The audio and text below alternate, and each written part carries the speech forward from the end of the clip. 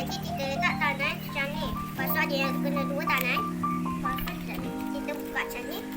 Di dalam dia boleh letak gambar-gambar. Tulis nombor. Lepas tu boleh main macam ni.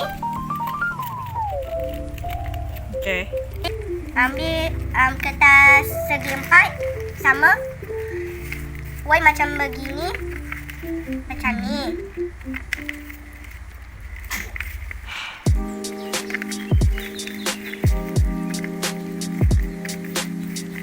Lepas tu macam ni.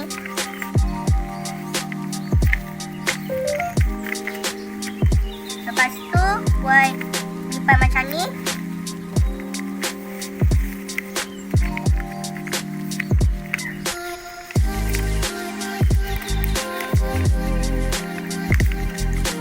Lepas tu sebelah.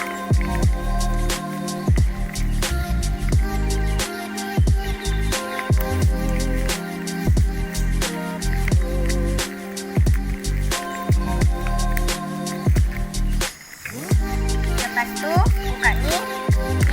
Buat sini.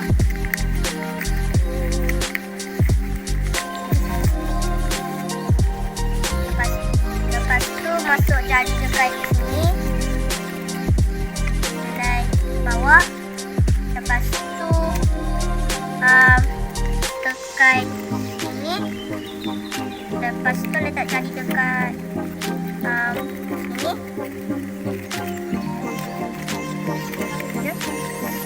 Sambil.